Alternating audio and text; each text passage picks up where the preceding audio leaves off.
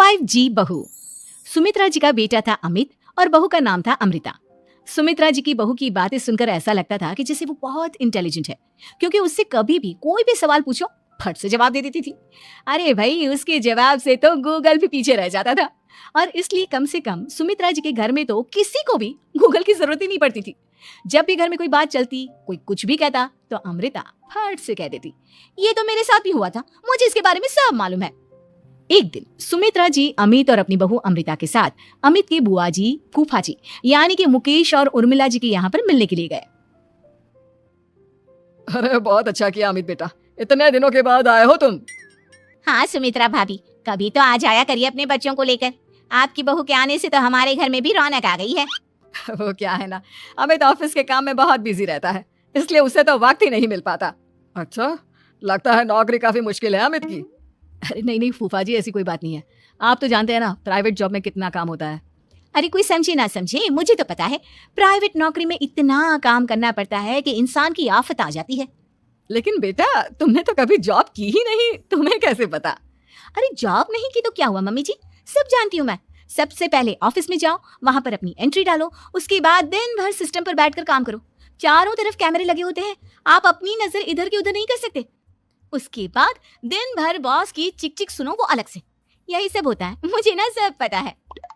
अरे बहू रानी तो काफी इंटेलिजेंट है, हर बात की खबर है इसको। थोड़ी देर बाद अब देखिए सुमित्रा भाभी, इतने दिनों के बाद आई हैं आप, खाना खाकर ही जाना, ऐसे तो मैं आपको जाने नहीं दूंगी। वैसे बुआ जी, खाने में क्या बनाया है? वो क्या है ना बेटा, आज तुम्हारी बुआ जी की तबीयत थोड़ी ठीक नहीं थी, इसलिए हमने सोचा कि जब तुम लोग यहाँ आ जाओगे तो बाहर से खाना मंगवा लेंगे और साथ में बैठकर खाएंगे।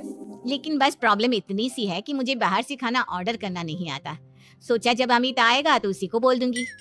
अरे मुझे आता है ना, मैं कर देती हूँ ऑर्डर। बताइए क्या क्या मंगाना है आपको? इटालियन, कॉन्टिनेंटल, इंडियन, पंजाबी, सब पता है मुझे। क्या बात है बहू, क्या घर में भी खाना रोज बाहर से ऑर्डर करती हो? अरे नहीं नहीं नहीं बुआ जी, ऐसी कोई बात नहीं है, बस मुझे ना सब पता है। कोई बात नहीं अमृता, मैं अपने फोन से ऑर्डर कर देता हूँ। अरे क्या बात है, आजकल ऑनलाइन डिलीवरी पर कोई ऑफर नहीं चल रहा है, वरना काफी पैसे बच जाते हैं। कैसी बात करते हैं अमित, मैं कह रही हूँ ना मुझे सब पता है। मुझे एक बहुत अच्छा ऑनलाइन डिलीवरी वाला मालूम है, जहाँ पर 50% ऑफ मिल जाएगा। और आज तो वैसे भी फ्राइडे है ना, फ्राइडे को तो उस पर 50-70% ऑफर मिलता ही मिलता है। अरे क्या बात है, इसके बारे में तो मुझे पता ही नहीं था। अरे बेटा, जिस चीज के बारे में किसी को पता नहीं होता, हमारी बहू को पता होता है। एक काम कर, तू उसी को ऑर्डर करने दे। क्या बात है अमृता बेटा, तुम तो बहुत इंटेलिजेंट हो, सब कुछ जानती हो। कुछ दिनों के बाद सुमित्रा जी की कुछ सहेलियां उनसे मिलने के लिए आती हैं। अरे सुमित्रा बहन कैसी हो, बहू कैसी है तुम्हारी? अरे पूछिए मत, बहुत इंटेलिजेंट है मेरी बहू, सब कुछ जानती है। क्या बात है, बहू के आने के बाद तो औरतें दुखी हो जाती है, लेकिन तुम तो बहुत खुश लग रही हो। वो क्या है ना, मेरी बहू है ही इतनी अच्छी। अरे तो बुलाओ ना, हमारे साथ बैठेगी, बातें करेंगी तो हमें भी अच्छा लगेगा। सुमित्रा जी अमृता को बाहर बुलाती हैं और उसके बाद सब लोग बातें करने लगते हैं। क्या बताऊं, कुछ दिनों से घुटनों में इतना दर्द हो रहा है कि चला भी नहीं जाता। अब बुढ़ापे में तो ये सब चलता ही रहता है, क्या कर सकते हैं। आंटी जी, आप योगा करिए, योगा और साथ में ना काले तिल खाया करिए, आपके घुटनों का दर्द भाग जाएगा। लेकिन तुमको ये सब कैसे पता बेटा? अरे मेरे भी घुटनों में दर्द होने लगा था, मैंने योगा किया और काले तिल के साथ गुड़ मिलाकर उनके लड्डू बनाकर खाए, एकदम ठीक हो गए हैं मेरे पैर। अमृता, ये तुम क्या कह रही हो? इतनी कम उम्र में तुम्हारे पैरों में दर्द कैसे हो सकता है? अरे मम्मी जी सच कह रही हूँ, एक बार अगर कोई ये नुस्खा अपना लेना बस मजा आ जाए। ठीक है बेटा, अगर तुम कहती हो तो मैं ये करके देखती हूँ। मुझे सब पता है आंटी जी, ये मेरे साथ हो चुका है, इसीलिए तो बता रही हूँ मैं आपको, ऐसे नहीं बताती किसी को। कुछ दिनों के बाद अमित अमृता को अपने दोस्तों के साथ घूमने के लिए ले जाता है। क्या यार, क्या जिंदगी हो गई है, सारा दिन ऑफिस का काम करते रहो, अपनी हेल्थ पर तो ध्यान ही नहीं दे सकते। अरे क्यों नहीं दे सकते अपनी हेल्थ पर ध्यान, सब दे सकते हैं, इंसान चाहे तो कुछ भी कर सकता है। क्या बात है भाभी, आप इतनी श्योरिटी के साथ कैसे कह सकती हैं? अरे आजकल ना एक से एक एप्लीकेशन है मार्केट में, और जानते हैं उसमें कुछ एक्सरसाइज तो ऐसी बताते हैं जिन्हें आप अपने ऑफिस में बैठे बैठे, मेरा मतलब लैपटॉप पर काम करते करते भी कर सकते हैं। अमृता, ऐसी एक्सरसाइज के बारे में तो मुझे भी नहीं पता था, तुम्हें कैसे मालूम? अरे मुझे सब पता है, हर चीज की खबर रखती हूँ मैं, जानते हैं ना आप। लेकिन ऐसी कौन सी एप्लीकेशन है और ऐसी कौन सी एक्सरसाइज है भाभी? एक मिनट, मैं आपको अपने मोबाइल में दिखाती हूँ। अरे वाकई में भाभी तो सही कह रही है। देखो यार, इसमें कितनी अच्छी एक्सरसाइज दिखाई गई है। अपनी चेयर पर बैठे बैठे एक्सरसाइज भी कर लो, काम भी और हेल्थ भी। वाह भाभी वाह, मजा आ गया। लेकिन अमृता, तुम्हें इस बारे में कैसे पता? अब मेरे साथ जो चीज हो चुकी है उसके बारे में तो मुझे पता होगा ही ना अमित। मतलब तुम कब ऑफिस में काम करने गई जो तुमने ऑफिस करते करते एक्सरसाइज की?